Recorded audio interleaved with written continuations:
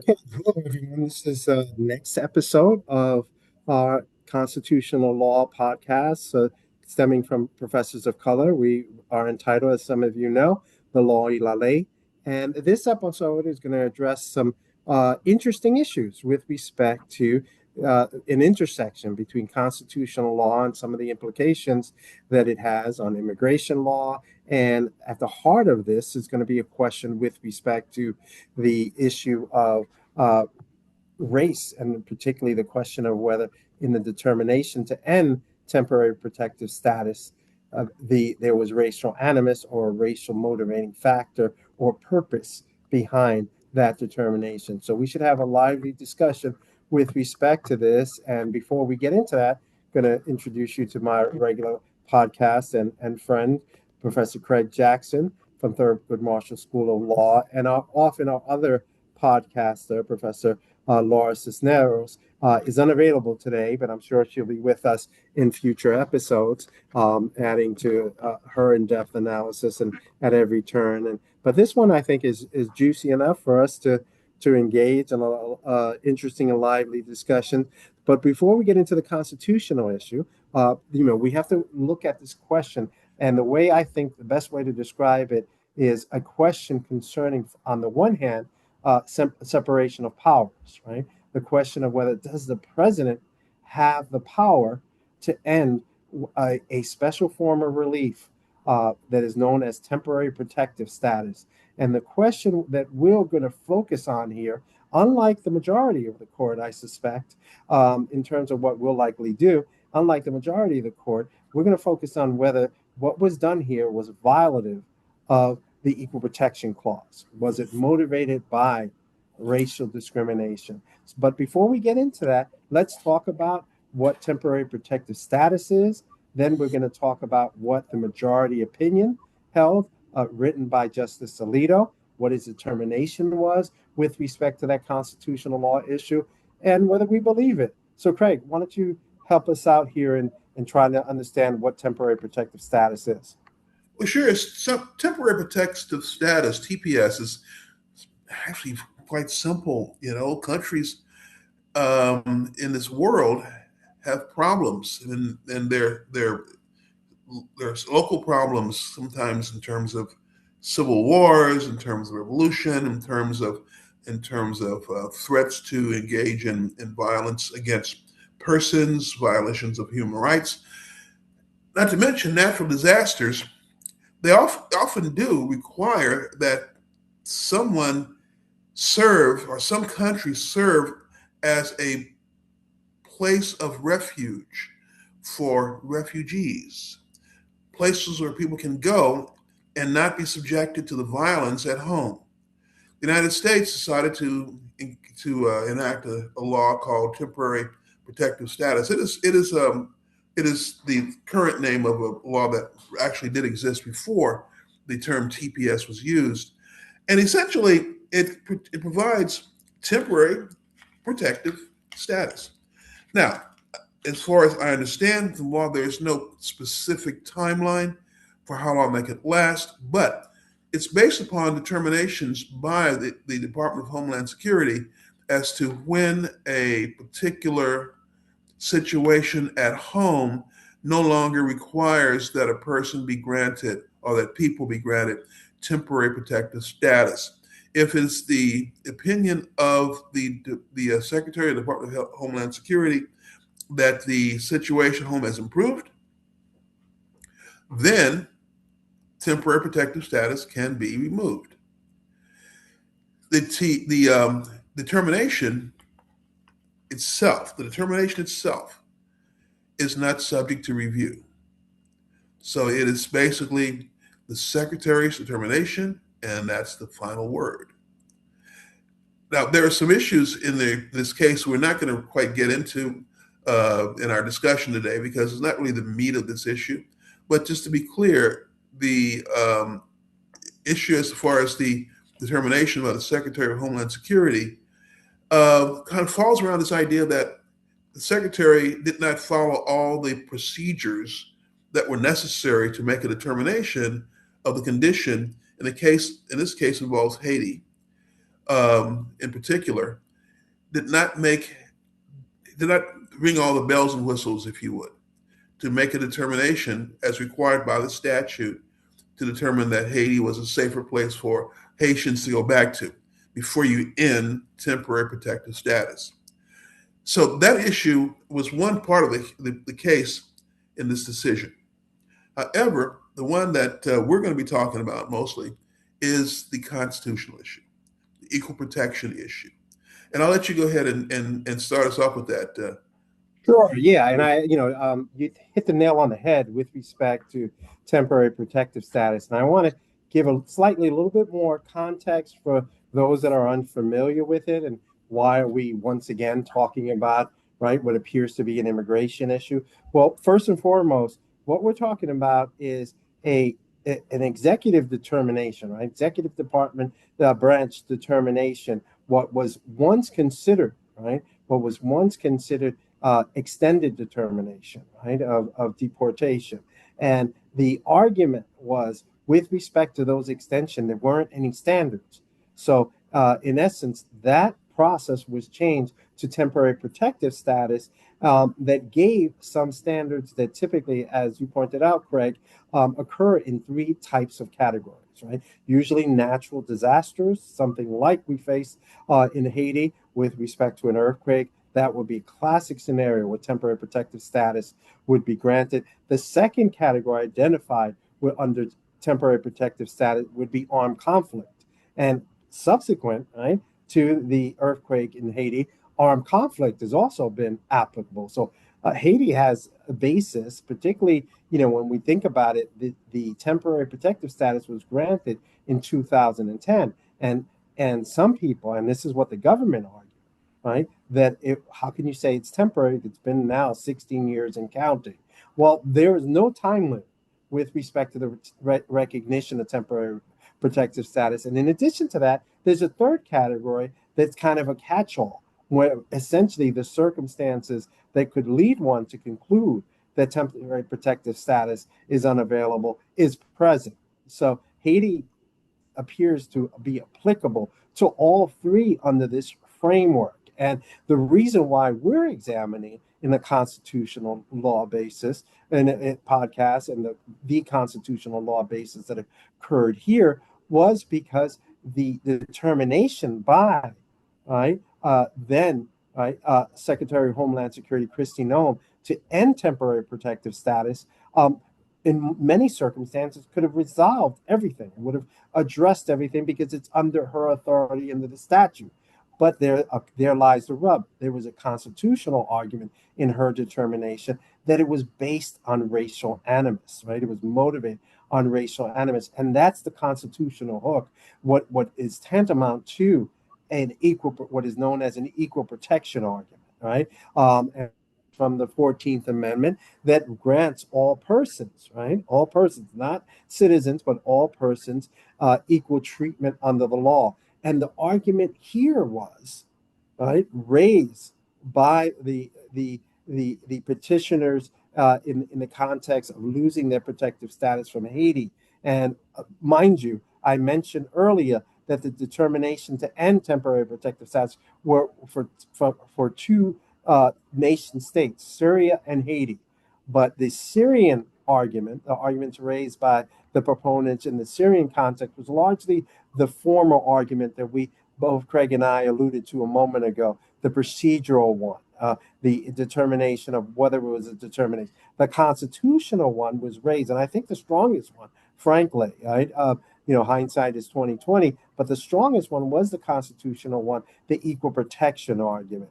In that context, Justice Alito, right, and in this context, Justice Alito, unlike our prior podcast, was true to form with respect to his being part of that six-member, right, coalition of conservative jurists, and made the determination that there was no racial animus or purpose behind the determination to end temporary protective status. And I'm going to turn that So over to you, Craig.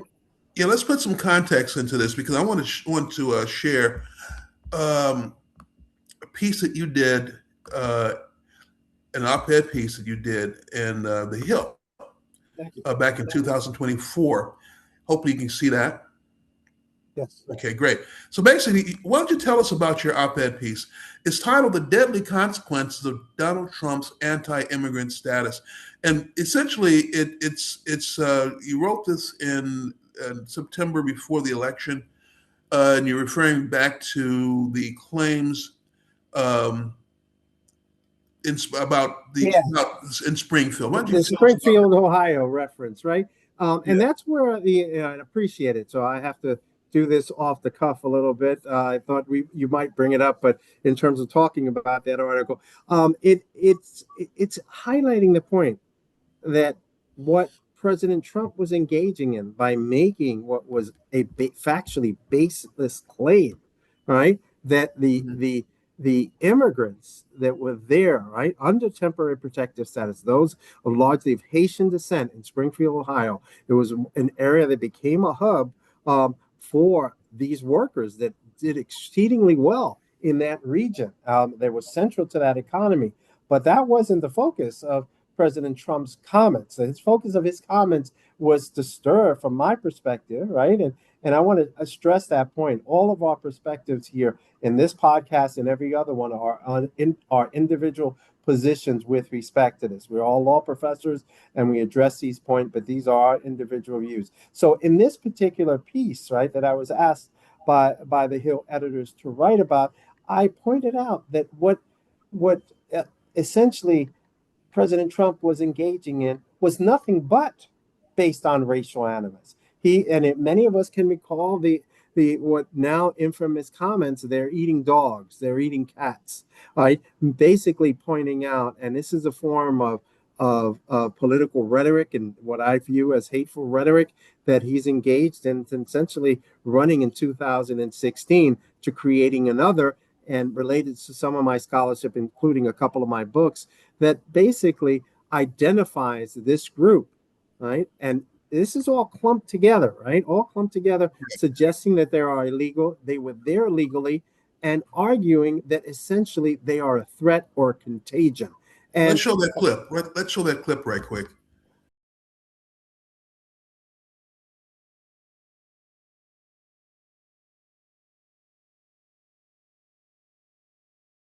all over the United States. And a lot of towns don't want to talk. It's not going to be Aurora or Springfield. A lot of towns don't want to talk about it because they're so embarrassed by it. In Springfield, they're eating the dogs, the people that came in. They're eating the cats. They're eating the pets of the people that live there. And this is what's happening in our country, and it's a shame. I just want to clarify here. You bring up Springfield, Ohio, and ABC News did reach out to the city manager there. He told us there have been no credible reports of specific claims of pets being harmed, injured, or abused by individuals within the immigrant community. Well, I've seen people on television. Let me just say here, this is the people on television say my dog was taken and used for food. So maybe he said that, and maybe that's a good thing to say for a city manager. I'm not taking this from but television. But the people I'm on taking it from television the city saying their manager. dog was eaten by the people that went there. Yeah, this highlights the point that the president, right, when he was running for office in a national debate, made an utterly baseless claim, right? A baseless claim and we should appreciate that there's a twofold step here, right? He is making an argument against undocumented immigrants, right? The grammatically incorrect reference and the pejorative associated with illegal immigrants. It's a term that is arcane, it's inaccurate, and it's grammatically and linguistically wrong. But that's neither here nor there. But he's clumping up, right? His attacks on the most defenseless category of individuals in our country in terms of their status, right? In terms of their legal status, to attack those that are largely defenseless. And the irony is he is clumping a group that's not even undocumented, right? A group that was here legally. Why is he doing it? Well, one thing that's in common, right, that the undocumented are often associated with the people of color, particularly Latin Americans. And in this context, he's using another group of color, right, Haitians, right, Haitians that were in the United States, right, legally under temporary protective status to stir a fear. What I've argued in the past was to create a form of contagion, right, to argue that they are a threat to us Right. and to essentially, and it shouldn't be lost on her, who is he running against, right? Uh, Yeah. an African American and Indian a person of that background, right? And Vice President Harris, And, and and, to and the real suggest that, problem, yes, well, I think the real problem, you're right, and that's compounded by Justice Alito and his statement. And I want to read to you what he said. You said you referred to it earlier, but I want to emphasize this. This is what he said in the opinion. None of the cited statements, including the ones you just saw, but either the president or the secretary, we didn't quote the secretary, but there were some negative statements, was overtly racial and in substance all expressed policy views that could rest on race neutral justifications. Now that is probably the clearest example of an outcome oriented decision. Alito decided that he was going to fall in line with the president's policy on this one. And he was not going to essentially consider the fact that a racial statement was made by the president and also racial statements made by the Secretary of Homeland Security at the same time that the decision was being made about whether to keep these people here under TPS. And the problem with that is that, first of all, that conclusion by Alito that there was no overt racism there, that is not a legal conclusion. I expect legal conclusions in my Supreme Court opinions. When I read them, I want to see legal conclusions, not some opinion about what's racist and what's not. I want to see a legal conclusion. Tell me why in law that is not a consideration of race. He didn't do that. no, not at all. He knew where he wanted to go, it appears, right? Exactly. Exactly. He was going to fit, right? He was going to fit his arguments, right? His opinion, and make it easy. He essentially engaged in what we've often criticized, right? Politicians and others of all stripes, of engaging in a 20-second soundbite.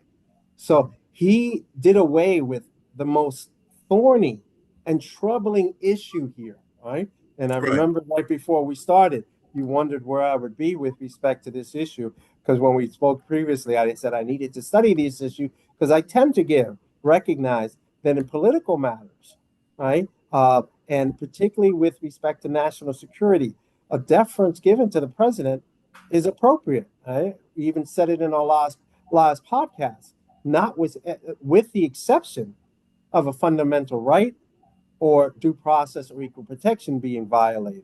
And Yeah. in this context, Alito, and I'll draw the readers to the extent they pull up the decision, right? On page 21 of the decision is a language that you quoted, that none of the statements, right, made by the president, right, he draws that conclusion, doesn't base it on the facts, right? He draws that conclusion, and the shocking aspect of it, it belies what actually occurred. Not only the quote you provided, I want to draw attention for a moment to the dissent, right?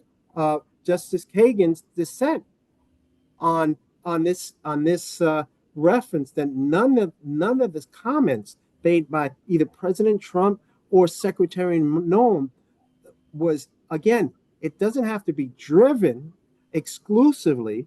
It has to be motivated under Exactly. a Supreme Court decision, and I'm sure you're going to talk about that in a moment. But I want to draw attention before we do that, and how Justice Alito's determination is just stunning by him saying none of the comments, right? And Justice Kagan, in her dissent on page 11, says, so here are some of those comments, and I'm going to quote some of those that she points out. Haitians are eating the dogs, they're eating the cats, they're eating the pets of the people that live in Springfield, Ohio. Right? That's from the debate. That's in the record with me. You just correctly pointed out that video clip. And Haitians, right? And Kagan goes on. Haitians are also eating other things too that they're not supposed to be, right? And Haitians in the United States probably, quote, this is from the president, probably have AIDS. But again, on page 11 of her dissent. And Haiti is a shithole country, which is filthy, dirty, and disgusting. And Haitian immigration is, quote, like a death wish for our country. She goes on to point out all of these examples, right? That would leave, I believe, right? And it reminds me of the day when I'm trying to teach one else what a reasonable person, right, is. It would not lead just a reasonable person; it should lead any person to conclude with less than half of the quotes that were in the record. And I draw attention to the readers to read Kagan's dissent, where she lists all the racialized statements and statements that are used to in no other way but to justify that determination. And yet Alito somehow says they don't amount to being racially motivated and rise under an equal protection problem. And that's where I want you to help us out, Craig. And where is Alito getting this notion of equal protection? And is there a law that should guide the court with respect to this issue? Okay, we asked the first question, where is Alito getting this notion? My answer to that question is I don't know. But the argument that with regard to the language, that it's not overtly racial, and therefore, and also that there may be other race neutral justifications, that runs counter to an important decision from 1977, the year I started law school, by the way, called the Village of Arlington Heights. That case. You don't want to know where I was at, right? I'm sorry. You don't want to know where I was at, right? I apologize. I couldn't hear you. You don't want to know where I was at then in 1977. I don't want to know where you were in 1977. You're probably in the third grade, but high school, just starting high school. High school, okay. Anytime I can try to appear young, it's a losing battle, but Sure. Appreciate it, sir. Yes, that case.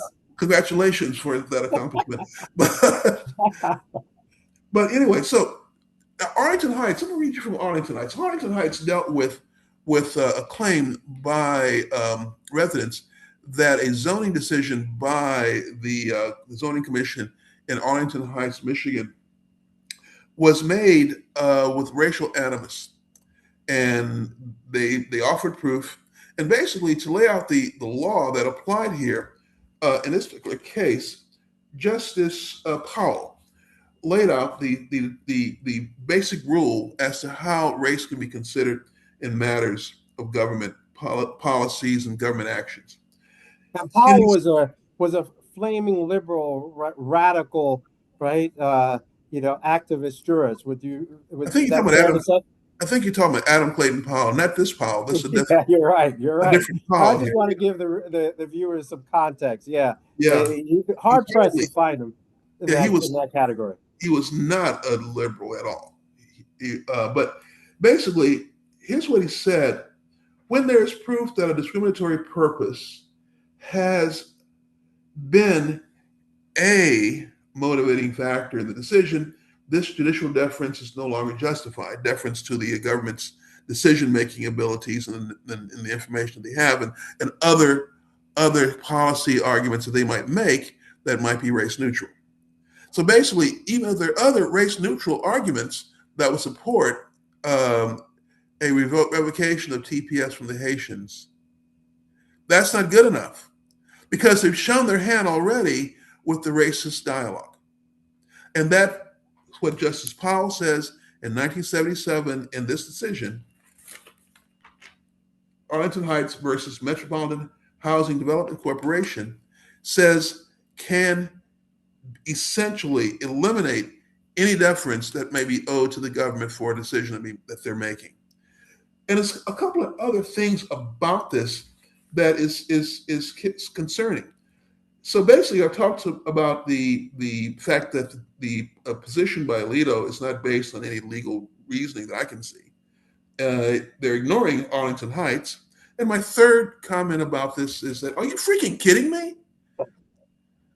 I mean, seriously, this is not racial. This is not overtly racial. What is he thinking about? That's ridiculous.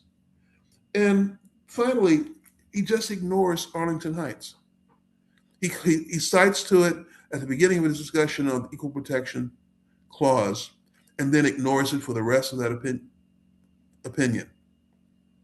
This is Yeah, this is it's stunning. It's nothing short of stunning. And mind you, right, you gave the clip from the debate. I read some of the examples that Justice Kagan pointed out. And I just want to read a couple of more that she highlights in her opinions, right? And some of them are more recent. We're quite familiar with them, right? Haitians, along with some others, are poisoning the blood of our country, right?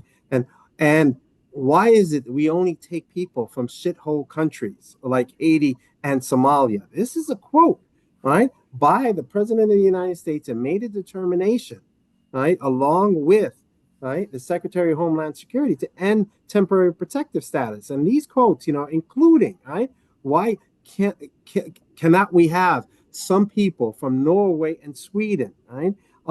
And somehow, as Kagan ends after this litany of example, the majority briefly replies that those remarks are not overtly racial. And it's just stunning to believe that they can come to that conclusion, notwithstanding any one of those examples as being the basis.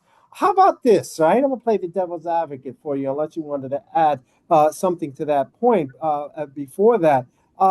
This argument that Alito alludes to and raised by the government, that how about this point in terms of Trump v. Ohio with respect to the travel ban, or what is often referred to as the Muslim ban, where the court gave, right, deference in a similar context that was argued that it was racially motivated and violative of the Equal Protection Clause. What do you say to that, Craig? Well, first of all, Alito declined to use Trump versus Hawaii. He said we'll just for sake of argument, we'll use Arlington versus I forget the name of the defendants here.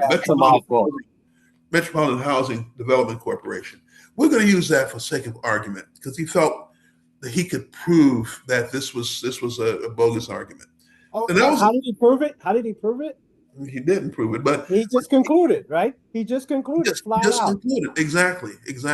So basically, what he did is he took up Arlington, used Arlington, didn't use Trump versus Hawaii. Now, if he had used Trump versus Hawaii, that would have been, a stronger argument, except for the fact, or stronger argument, primarily because they're more analogous. The fact patterns are more analogous than the fact pattern in Arlington Heights to this case. So this case is closer to Trump versus Hawaii.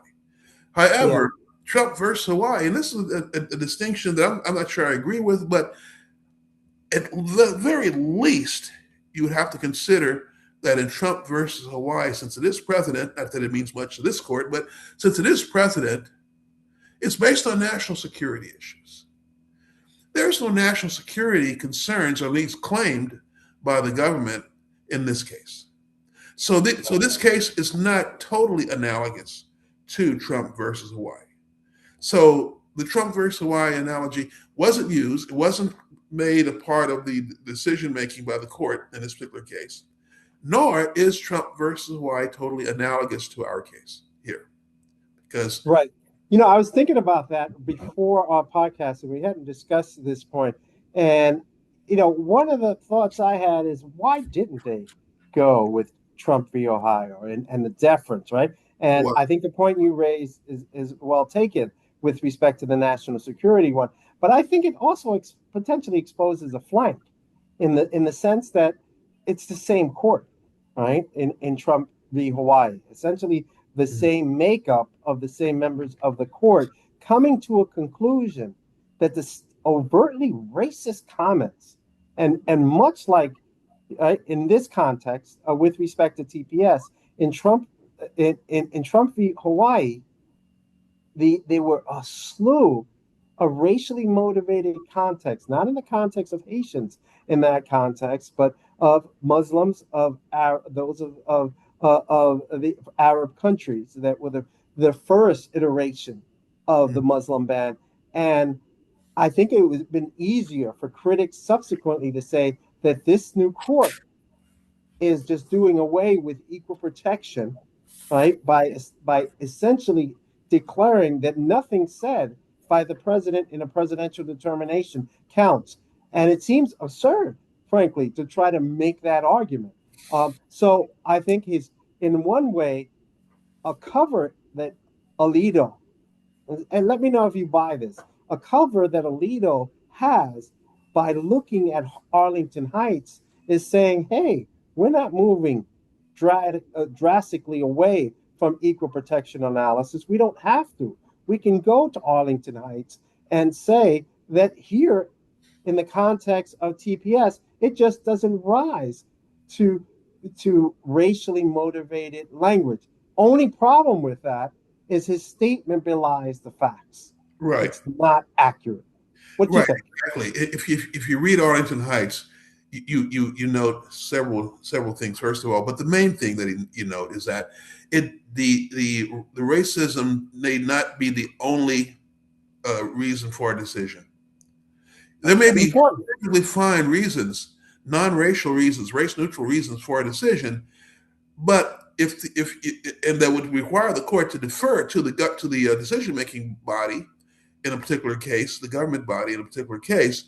But once you find one example of a racist reason for a racially motivated or racist reason for a particular government action, that kills the deference you must give as a court to the governing body. That's what Arlington Heights says. That's what Alito ignores in that decision. Exactly. And another thing about Arlington Heights is that he says we got to use context here. He says the context of this case is immigration, and he bases that on some language in Arlington Heights about the use of context in making that decision there. Now they found against the plaintiffs in Arlington Heights.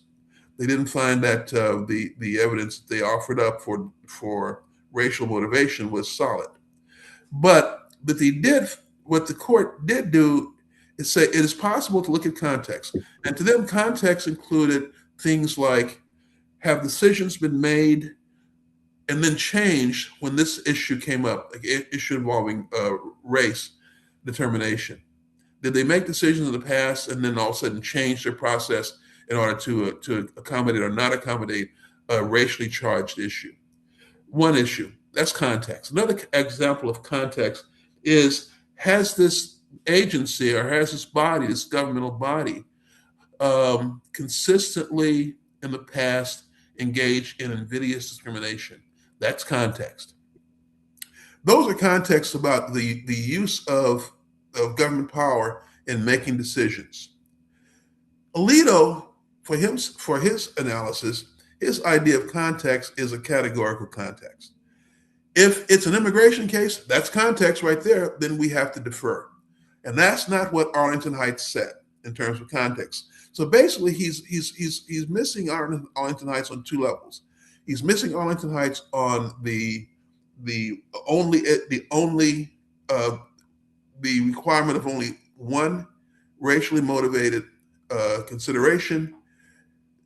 Basically, let me rephrase this. It need not be the only reason why a decision is made, but if it's there, that eliminates any deference that must be paid to the decision maker in the government.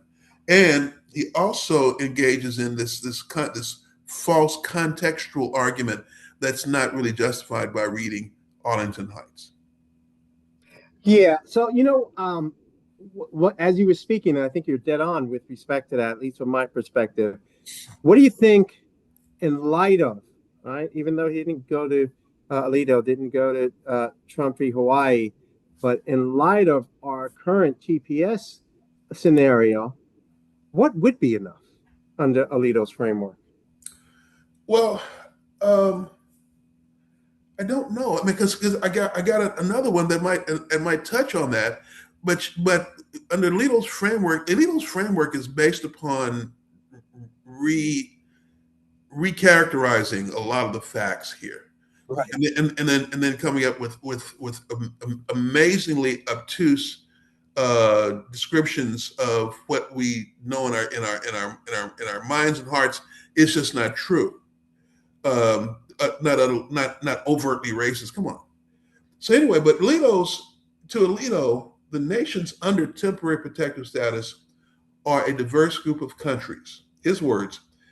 Now, he says this in response to the plaintiff's claim that if you look at the list of countries that are included under temporary protected status, you find that most of these countries that could be affected by any withdrawal of temporary protective status are countries made up mostly of people of color. He talks about, in his words, the list includes Nepal and Burma, Afghanistan, Syria, and Yemen, Somalia, Ethiopia, South Sudan, Cameroon, Nicaragua, Honduras, Venezuela, Haiti. Now, I think those are just a few of the countries that are included under TPS, and maybe all of them. I'm not really sure right now. But notice those are all countries of color. Now, to Alito, that doesn't prove anything. To Alito, he says, to us, that's really just a example of a very diverse group of countries. But to the plaintiffs, they say that's race. Of course it's race. Of course it's race. Alito criticizes the respondents' view that they are merely non-white nations. In other words, Alito is trying to undermine the racial context of this list, whereas the respondents see it as it is. I should note that a list of college applicants who would be the recipients of only of race considerations claiming ancestry from each of these countries would be invalidated under Students for Fair Admissions. If you basically gave DEI consideration for a list of students applying to colleges with this list of students from these countries, that would be considered racial, and it would be invalidated under Students for Fair Admissions versus Harvard. So basically, what we see here is a court that's trying to change the rules that we have to live with under Right. Various previous cases involving equal protection. Right. Another example of picking and choosing, right? In that context. And You know also, what? non-white is a rallying cry for white supremacy as well. Yes. That's all you need. Yes. And you know what, and I, gave you a bit of a curveball with respect to the question, because I struggled with it too. And what would rise to the level, right, of Arlington Heights, according to Alito in presidential determination? Really hard to find anything other than if the president gets up there and says, the motivating factor that I have with respect to this is due to my racial animus, hate, dislike, or I don't think it's enough to point out that they are, from shithole countries, eating cats. I mean, it's stunning how Alito just pretended like this was from another universe. But my kids love this notion of a multiverse, That's not that's why I don't like the movies and the anime that they enjoy. I mean, I live in this one, and we talk about constitutional law in this one, in light of the jurisprudence in this one, and in light of the cases based on facts. And Alito cared not about the facts. And it's just stunning. And it really, at the end of the day, the argument that other countries, right, are diverse or non-diverse that have TPS is irrelevant with respect to these respondents. They are arguing that the racial animus used with the facts they point out by the statements made by the president as well as his secretary, Homeland Security, were the basis for their determination. And if that's not enough, what is? Exactly. And it's just stunning. It's just stunning that they could come to that conclusion. Well, I just want to say something in support of multiverse. The DC multiverse is very good, as is the Marvel. So that we'll let that slide for a while. But this is outcome oriented decision making, and it's not pretty because it deals with race. If it were about antitrust, I'd say, well, that's unfortunate. But and something having to do with race, you would think that at least someone among the five, other than Alito, that joined this opinion in some form or fashion, would see just how bad this opinion is, and how this glossing over Arlington Heights, glossing over the common sense notion of what is racial rhetoric, glossing over this stuff, ignoring the fact that these people, these countries of color, are the motivating factor behind this new policy. Of course it is. It has to be. And yeah, it is. It's disappointing, and I want to press you a little bit because I know where you were at. But when you say it's bad, bad in what way? That you don't like their determination? What? Yeah, I think it's bad. It's multifaceted in terms of the characterization of bad. What's your take on it? Why it's bad? Well, first of all, I approach it from 2 points. One would be the legal point, and that's basically that he doesn't bother to give a legal reason why this language is not racially motivated. Another legal problem with Alito's case, like I mentioned earlier, is that he's ignoring Arlington Heights. He's just totally ignoring it. Totally ignoring it. So that's the legal part. But remember, my third point was, are you freaking kidding me? I like that. That's not a legal argument, and I criticize Alito for making a non-legal argument about, not overtly critical, not overtly racial. Well, fine, if he can make a non-legal argument, I'm going to make one. Are you freaking kidding me? And I'm gonna translate that a little bit in nerddom. Are you freaking kidding me? In light of all these facts that were there, how could you come to that conclusion? Right. And that's the stunning aspect of it. I mean, that is one. And I want, since we're our focus, and as we pointed out in every episode, we are constitutional law professors as well as scholars on these on a host of issues. And we happen to be people of color, right? And giving that perspective. But in this context, right, it's just stunning that, in the past, we spent a lot of time on whether the justices were true to their jurisprudential background, be it originalism or in the context of what I call as the three amigas with respect to being intentionalist and interpreting the Constitution.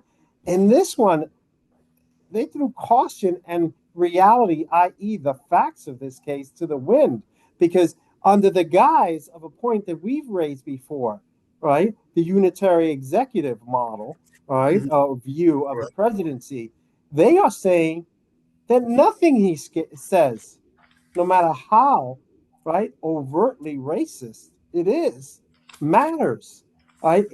We're just going to conclude nothing was overtly racist. I can't imagine saying more things, maybe adding, a few, right, more inflammatory language, perhaps with as perhaps you would say down in Texas, cussing, but I can't think of anything worse that can be said. I mean, it's just stunning, and just to declare nothing was overtly racist. I think nothing that was listed by Kagan was not overtly racist. And that's the shocking part, that the facts, the truth doesn't matter, because perhaps we live in a 20-second soundbite world. And if someone declares it and says it enough, that's all that matters. It's really hard to reconcile this decision, not because of where my jurisprudential or political leanings are, but what the facts are. And it just didn't matter. Exactly. So this is a bad opinion, and it's outcome oriented, and you would think that all the criticism that the judicial right gives to the judicial left for basically trying to legislate from the bench and not being neutral and not playing and not being an umpire and calling balls and strikes, that sort of thing. Alluding to Chief Justice Roberts' statement in his confirmation hearings. You'd think that someone would see just how totally clear the hypocrisy is here. I think somebody would see that and comment about it, and hopefully there'll be a slew of articles. I tend to write a pieces myself on this one because this kind of fast and loose with Supreme Court opinions it's not encouraging, and it doesn't do much for the faith that the American people have in the court. It has a low approval rating right now. This kind of decision doesn't help. Yeah, and I was reflecting on this decision as well as the others that came out this term, and how close one that we discussed last episode on birthright citizenship that should have been a slam dunk, right? That should have been at the very least 6-3. We have somewhat the conservative hardliners in terms of and it changes up a bit, but my usual take is to look at Thomas, Alito, and Kavanaugh, right, as the three I suspected. But I really thought the other six would be without question recognizing birthright citizenship in light of what we discussed last class, including a century of Supreme Court decisions, a legislative history, the common law, both in England and the United States. It wasn't close, and they made it close. It's effectively a 5-4 decision in terms of the constitutional issue. And boy, did it seem closer than that at times when you're reading Roberts' decision. It wasn't as exhaustive as I would have liked. And then we look at the other decisions we talked about, right, in our episodes. It was, I think from my perspective, a pretty awful term in terms of consistency, in terms of separation of powers and blanket deference, right? Because this one, even if you are right a supporter, right, of the supremacy of the president, not a particular president, but the office, right? A unitary president model. Even if you're a supporter of that, the facts in this case just didn't support what happened. And that reminds me, and I definitely want to hear your closing views with respect to this. But in terms of our next episode, we're going to address the last issue of the term that unfortunately will give us not any more solace with respect to the court and its determination and its deference. Any closing thoughts, Craig? Well, we'll say that essentially, to tie this into, like you did, and I appreciate you doing this, tying it into the unitary executive theory, which is I guess the Bible of the majority in this court. This idea that the president has purely executive power to control everything that goes on in the executive branch, which is a different philosophy of executive power than has existed for quite some time. But that's the direction the court is headed, and it's going there full speed ahead. However, in those other cases, those cases were not tainted with with exception of Trump versus the United States. Those other unitary executive theory cases we looked at this term, were not tainted with such obvious misbehavior by the chief executive himself. Yeah, I agree. Yeah. What are we doing next, Craig? Tell me. Well, are we gonna get some relief from your latest assessment, or are we gonna continue in this road? I know the answer, but I would let our viewers in on our next episode. Well, we'll make it a surprise for the viewers, essentially, before we go into it right now. All right, that sounds good to me. All right, we just have one more, and unfortunately, it's going to be more of the same. But I really enjoyed this one, and not because of the determination or the analysis, but I think we were a little lively, and I think that was useful. And my background, although I'm in far from home in a hotel room in a corner, I don't know if you can determine that, but I appreciate it, Craig. But you bring your books with you, though, wherever you go. I evidently I did. Let's see if I could grab one. Yeah. there removes the mystery.